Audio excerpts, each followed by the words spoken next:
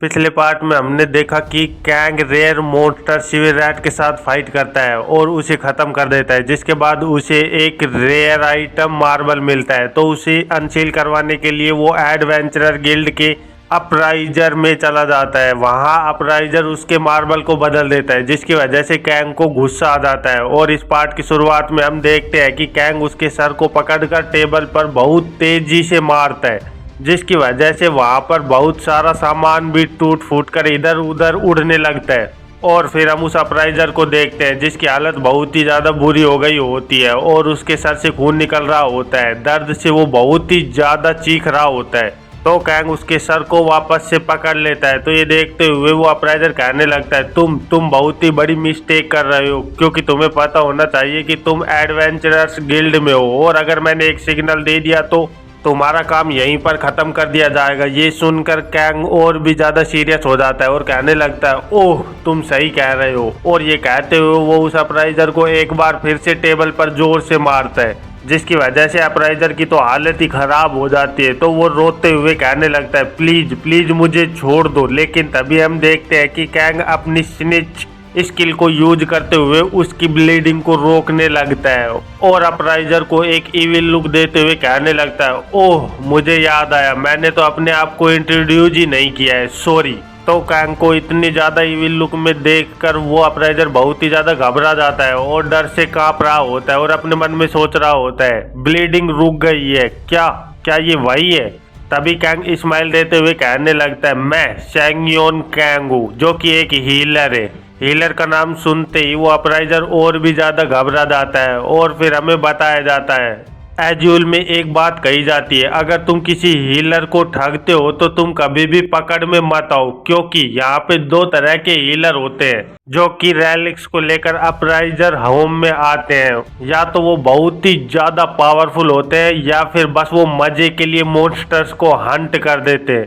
इधर वो अपराइजर सोच रहा होता है, मेरे टीचर ने मुझे बताया था एक हीलर जो कि तुम्हें लाइफ के उस हिस्से तक पीटता है जबकि तुम बस मरने ही वाले हो, और फिर वो तुम्हें वापस से हील कर देता है ताकि वो तुम्हें दोबारा से पीट सके। सच में ये बहुत ही ज्यादा खतरनाक है, लेकिन इसके अंदर से मुझे कोई भी होली पावर क्यों नहीं महसूस हो रही है। फिर यहाँ से सीन कट होकर हमें प्रेजेंट का सीन दिखाया जाता है जहाँ पर वो अपराइजर उस मार्बल को वापस से कैंग को लौटा देता है। तो कैंग उस मार्बल को देखते हुए कहने लगता है, ओह तो तुम ये कह रहे हो कि ये एक्चुअली एक बी क्लास रैलिक है। ये सुनकर अपराइजर बताने लगता है, यस सर, ये एक फोकस रिंग है जो कि आइटम क्लास ए और रैली क्लास बी प्लस है और इस चीज की कीमत 6.4 मिलियन गोल्ड है। तो ये सुनकर कैंग सोचने लगता है, क्या?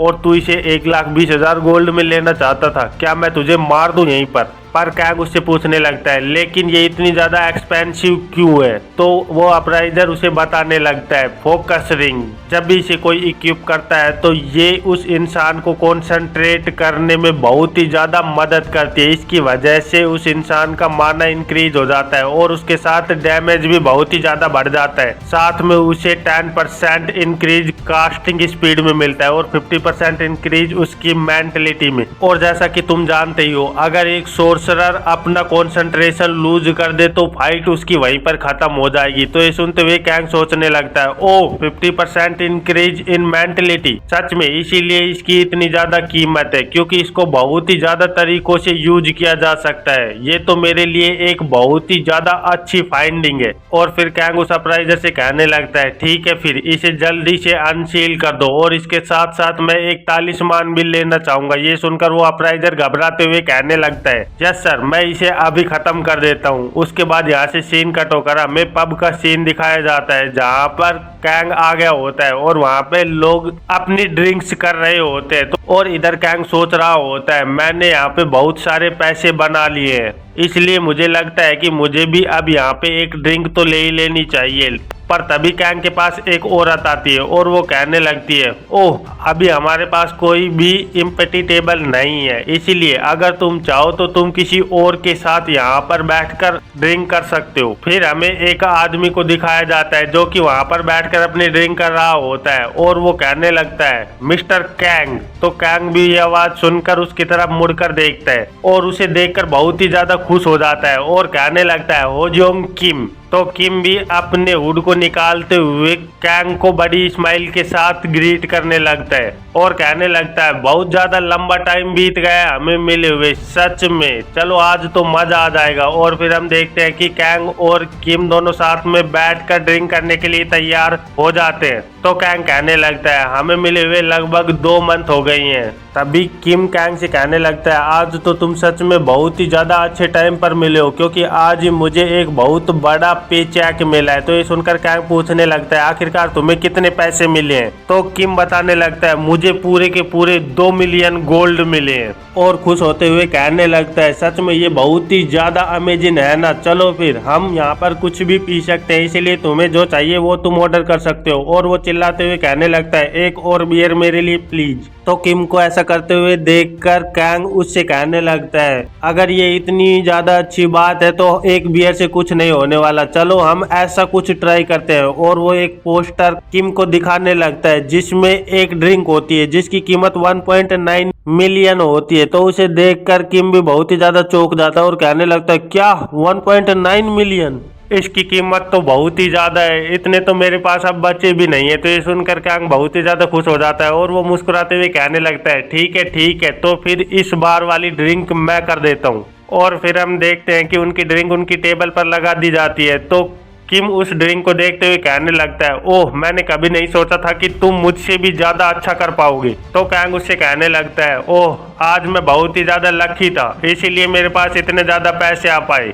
और वो अपने लिए एक ड्रिंक बनाने लगता है। तभी किम उससे कहने लगता है ओह तुम्हें एक स्टेमिना पोशन चाहिए। तो कैंग एक स्टेमिना पोशन लेकर अपनी ड्रिंक में मिलाते हुए बताने लगता है मेरे लिए स्टेमिना बहुत ही बड़ी हासिल की बात है, क्योंकि अगर मेरे स्टेटस को देखा जाए तो मेरा स्टेमिना बहुत ही ज़्यादा मायने रखता है, क्योंकि स्टेमिना एचपी से बहुत ही ज़्यादा अलग होता है। ये बताता है कि तुम कितने ज़्यादा थके हुए हो और तुम इसे रेस्ट कर रिचार्ज भी कर सकते हो, इसीलिए इसके लिए पोशंस ज़्यादा ज़रूरी नहीं होते। लेकिन अगर मेरे बारे में देखा जाए तो मैं अपनी किसी भी स्किल का यूज बिना स्टेमिना के नहीं कर सकता, इसीलिए मुझे हर चीज़ के लिए स्टेमिना की ज़रूरत पड़ती है। और मैं यहाँ पर अकेला हूँ जिसके पास शुरू से ही माना नहीं है। पहले तो मैंने सोचा था कि मैं एजुअल का नहीं हूँ इसीलिए मेरे पास माना नहीं है, लेकिन अगर देखा जाए तो जो मेरे साथ बाकी के अदर डायमेंशनल ट्रेवलर आए थे उनके पास सभी के पास माना है। तो ये सुनते हुए किम कैंग से कहने लगता है लेकिन ये मेरे से तो बहुत ही ज्यादा अच्छा है। तो ये सुनते हुए कैंग कहने लगता है हाँ मुझे भी ऐसा ही लगता है, क्योंकि अगर देखा जाए तो माना पोशन बहुत ही ज्यादा एक्सपेंसिव होते हैं। ये सुनकर किम खुश होते हुए कहने लगता है चलो फिर हम टॉस करते हैं हम दोनों के लिए, क्योंकि यहाँ पर एजुअल में जितने भी ओफुल एबिलिटी वाले लोग हैं वो सच में बहुत ही ज्यादा कमजोर है। और फिर वो दोनों चेस करते हुए अपनी ड्रिंक को पीने लगते हैं। तो किम बहुत ही ज्यादा नशे में हो जाता है और वो कहने लगता है सच में ये ड्रिंक तो पैसों में वर्थ इट है। तो कैंग उसको ऐसे ड्रिंक करते हुए देखकर कहने लगता है अगर तुम ऐसे ही करते रहे तो तुम पूरी की पूरी बोतल को अकेले ही पी जाओगे। बाय द वे मैं तुमसे कुछ पूछना चाहता हूँ।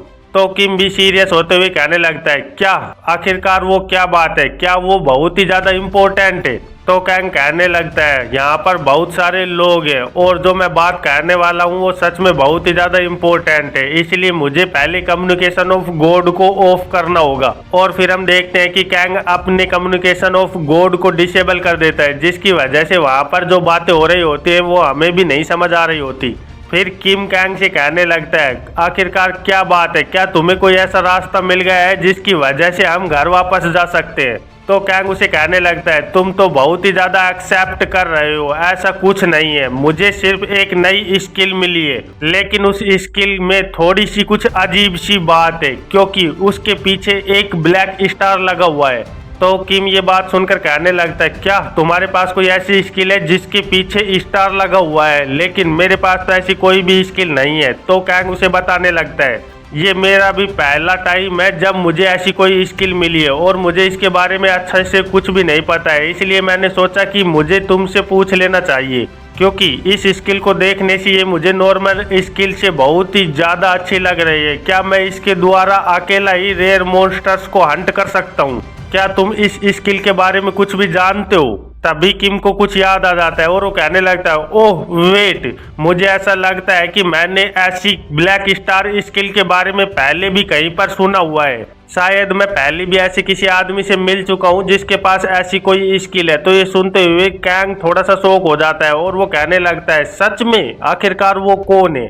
तो किम उसे बताने लगता है, उसका नाम शायद जोयोंग किम है। नहीं, मुझे उसका असली नाम नहीं पता है, शायद उसका नाम जेहोंग किम है। उसके नाम को छोड़ो, लेकिन वो बहुत ही ज्यादा स्ट्रोंग है और वो भी शायद एक डायमेंशन ट्रैवलर है।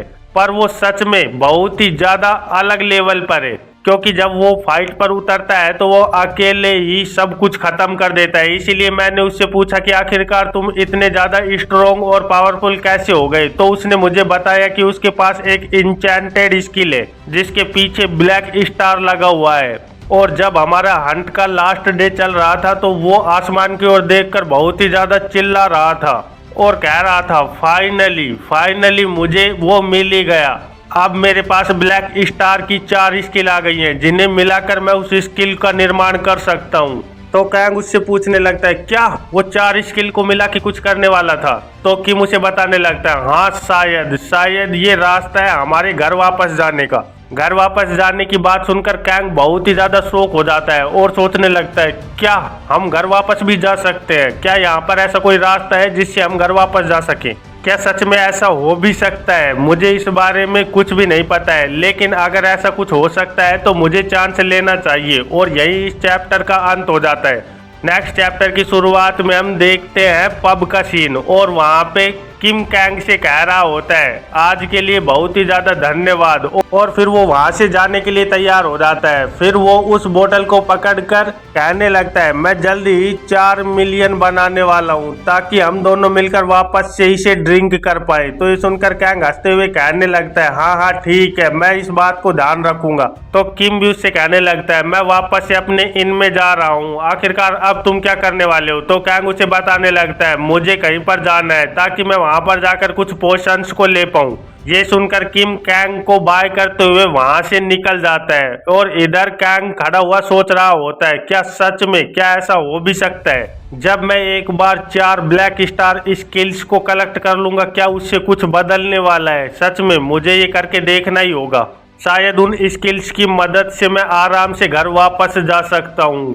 पर वो जेयोंग गाय ने आखिरकार इन 4 स्किल्स को कैसे कलेक्ट किया होगा? क्योंकि मैं तो एक स्किल को कलेक्ट करने में ही लगभग आज मर ही गया था, लेकिन फिर भी उसने 4 स्किल्स को कलेक्ट किया है। वो सच में बहुत ही ज्यादा पावरफुल होगा। लेकिन मुझे इन स्किल्स को इकट्ठा करने से पहले और भी बहुत सारे काम करने हैं, इसलिए चलो कल मैं जाकर कुछ और ज्यादा पॉइंट कमाता हूँ ताकि उनकी मदद से मैं कुछ और अच्छी सी स्किल्स ले पाऊँ। और फिर यहाँ से सीन कट होकर हमें विलेज मार्केट का सीन दिखाया जाता है, जहाँ पर बहुत सारे लोग आपस में बातें कर रहे होते हैं और वो किसी चीज को देखकर बहुत ही ज्यादा शॉक हो गए होते हैं। फिर हमें दिखाया जाता है एक बोर्ड जिस पर लिखा हुआ होता है, हम चीप रेट में लोगों को हील करते हैं, नॉन कैश कंपेंसेशन भी एक्सेप्ट किए जाते हैं, इसीलिए आप यहाँ पर आकर हील करवा सकते हैं। और हम देखते हैं कि वो बोर्ड किसी और ने नहीं बल्कि कैंग ने लगाया हुआ होता है, जो कि मुस्कुराते हुए कह रहा होता है, आप सभी का यहाँ पर स्वागत है। मैं यहाँ पर बहुत ही ज्यादा चीप रेट में लोगों को हील करने की गारंटी देता हूँ। तो उसके पास एक आदमी आते हुए पूछने लगता है, क्या तुम एक हीलर हो? तो कैंग भी उसे हाँ में जवाब देते हुए कहने लगता है, यस सर, मैं एक हीलर हूँ। तभी भीड़ में से एक आदमी बोलने लगता है, ओह मैं इस आदमी को जानता हूँ, ये तो एक क्वैक हीलर है और इसके पास कोई भी हीलिंग स्किल्स नहीं है, इसीलिए हीलर बैच इसे नहीं दिया गया है। और हम देखते हैं कि उसकी ऐसी बात सुनकर वहां पर मौजूद लोग हंसने लगते हैं और आपस में बातें कर रहे होते हैं। इसीलिए मुझे लग रहा था कि यहाँ पर कुछ न कुछ तो गड़बड़ है। सच में इतने कम रेट पर आखिरकार कौन हीलर लोगों को हील करता है? आखिरकार ऐसा कौन सा हीलर होता है जिसके पास कोई भी हीलिंग स्किल नहीं होती? सच में जैसा कि तुमने मेंशन किया था, ये सच में एक बहुत बड़ा कौन आर्टिस्ट लग रहा है। और हम देखते हैं कि वहां से सारे के सारे लोग चले गए होते हैं। तो कैंग उन्हें जाते हुए देखकर सोच रहा होता है, वेल मैंने ये एक्सेप्ट किया था, तभी कैंग के पास में एक औरत आती है और वो कहने लगती है, एक्सक्यूज मी, एक मिनट, क्या आप मेरी बात सुन सकते हो? तो कैंग भी उसकी तरफ मुड़ते हुए उसे हेलो करता है और सोचने लगता है, मेरे रियल क्लाइंट एडवेंचरर नहीं है बल्कि इसके जैसे लोग हैं जो कि। तभी वो औरत कहने लगती है, क्या तुम सच में कैश के बदले में कुछ भी एक्सेप्ट कर लेते हो?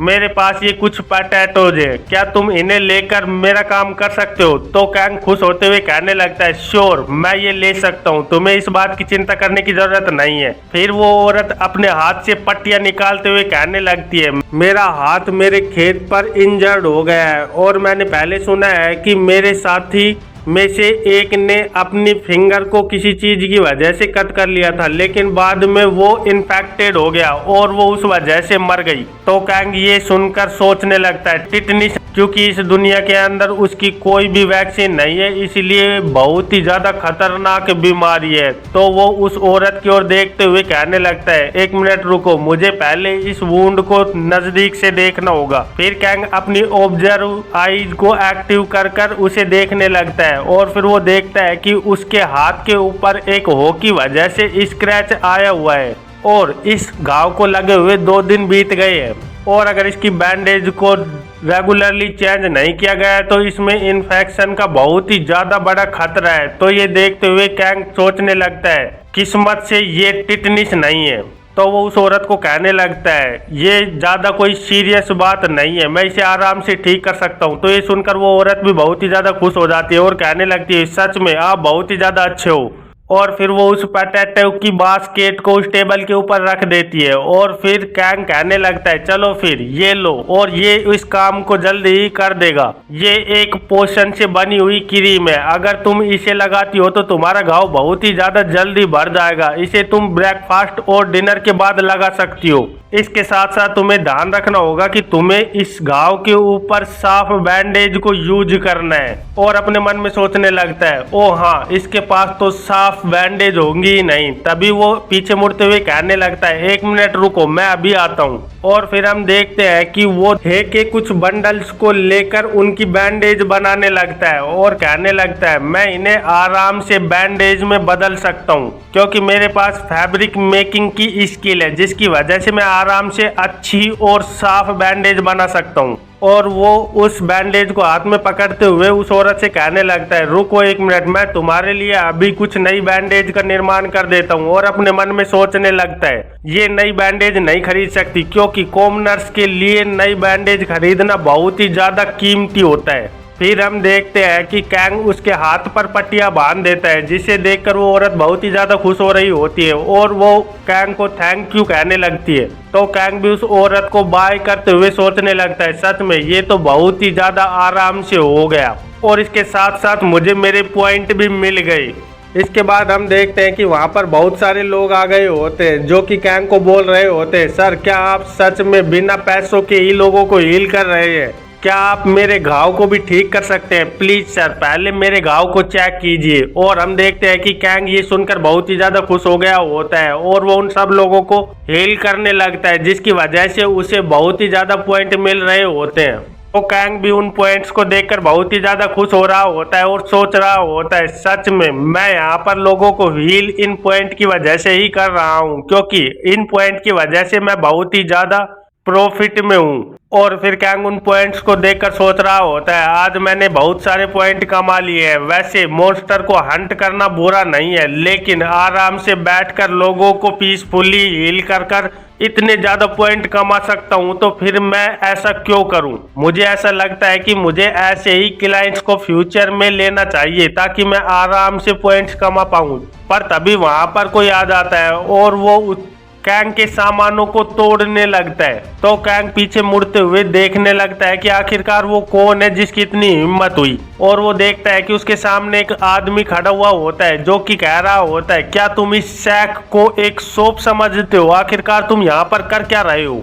और फिर अकड़ते हुए कैंग से कहने लगता है, हे, मुझे तुम्हारी कुछ पोशंस चाहिए, जल्दी से मुझे दे दो। पर कैंग देखता है कि उसने ज्यादातर सारे पोशंस को खराब कर दिया होता है और अपने मन में ही सोच रहा होता है, आखिरकार ये जर्क कौन है? पर कैंग अपनी उस फ्रस्ट्रेशन को छुपाते हुए उसे स्माइल देने लगता है और कहने लगता है, आखिरकार तुम किस तरह के पोशंस को देख रहे हो? तो वो आदमी जल्दी से एक चेयर पर बैठते हुए कहने लगता है, कुछ भी जो भी तुम बना पाओ मुझे वो चाहिए।